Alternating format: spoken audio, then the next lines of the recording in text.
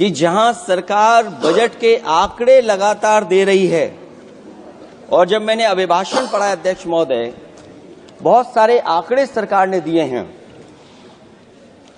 आंकड़े देने से पहले महाकुंभ में मरने वालों के आंकड़े भी दे दें।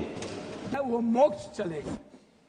तो मैं चाहता हूं कि लगभग बाबा और नागा और जो नेता वहां जाते हैं और जो बड़े पैसे वाला, उनको भी डुबकी लगा के मर जाना चाहिए, ताकि हमारा आपसे अनुरोध है कि जहां सरकार बजट के आंकड़े लगातार दे रही है, और जब मैंने अभिभाषण पढ़ा अध्यक्ष महोदय, बहुत सारे आंकड़े सरकार ने दिए हैं।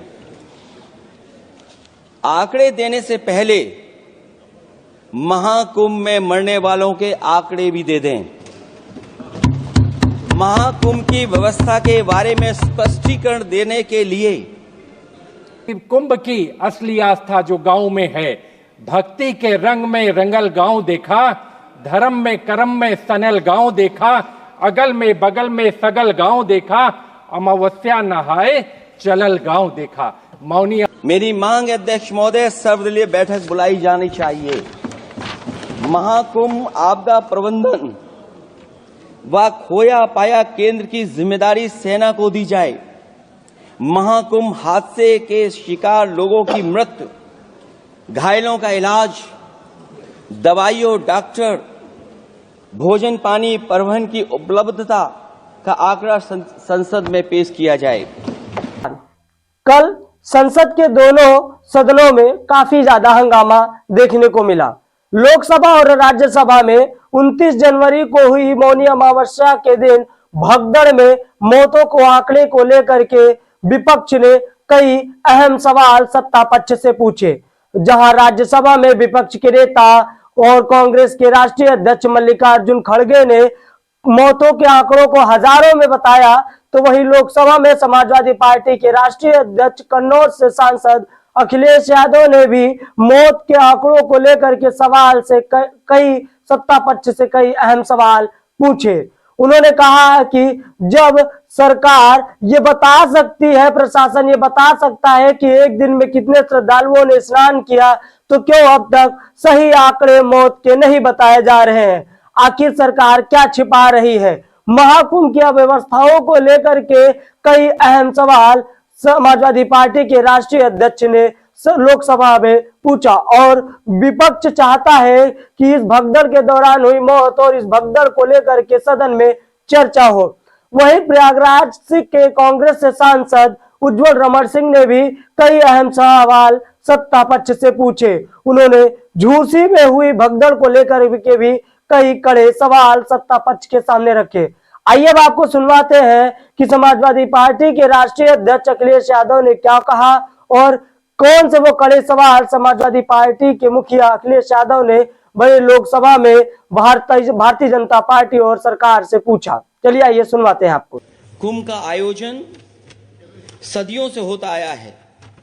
हमारे पौराणिक और हमारे इतिहास के दस्तावेज ये बताते हैं कि समय समय पे जो भी सरकारें रही होंगी, जिसका भी राज रहा होगा अध्यक्ष महोदय, उसने महाकुंभ या इस तरह के कुंभ का आयोजन किया है।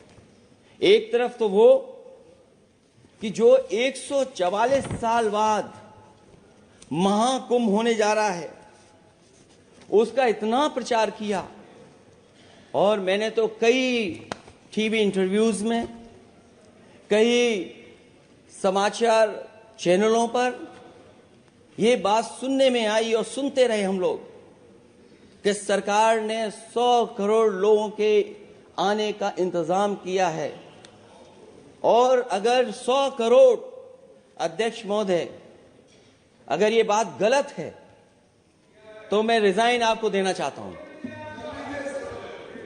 अगर अध्यक्ष महोदय, ये माननीय सदस्य लोग अगर ये नहीं सुन पा रहे हैं, तो मैं इनको एक एक को, आप नहीं गए स्नान करने, आप स्नान करने नहीं गए, इसीलिए इस तरह की भाषा का इस्तेमाल कर रहे हैं। अध्यक्ष महोदय, ये कहा गया कि 144 वर्ष के बाद ये हो रहा है। जहां तक मेरी समझ और जानकारी कहती है, जो एस्ट्रोनॉमी और एस्ट्रो चीजों को समझते होंगे, वो ये स्वीकार करते होंगे जो भी कुंभ होता होगा वो 144 वर्ष के बाद ही होता होगा। लेकिन ये कहा गया कि नक्षत्र ऐसे हैं।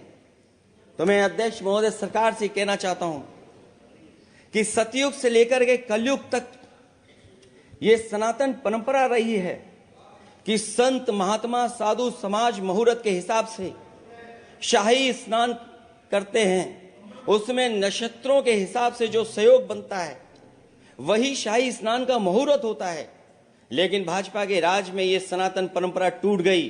पहले सरकार ने संत समाज को शाही स्नान रद्द करने का आदेश दिया, जिससे अनादिकाल की सनातन परंपरा टूटी। और फिर जब देश भर में ये बात उठी तो उन्होंने हादसे को छिपाकर फिर से आदेश दिया कि अखाड़े शाही स्नान करने जाएं। इससे सरकार ने पावन मुहूर्त के स्थान पर अपने मनमाने समय पर स्नान कराने का आदेश दिया। बात उस दिन या तिथि की नहीं होती है, बल्कि निश्चित मुहूर्त काल की होती है। ये सनातन परंपरा तोड़कर इन लोगों ने अच्छा नहीं किया। और ये क्या परंपरा टूटी है कि नहीं टूटी है, मैं समझता हूं अध्यक्ष महोदय मुझसे बेहतर सामने वाले ज्यादा जानते होंगे इसके बारे में। और जो लोग अध्यक्ष महोदय जो हम लोगों ने देखा वहां पर लोग पुण्य कमाने आए थे और अपनों के शव लेकर के गए हैं।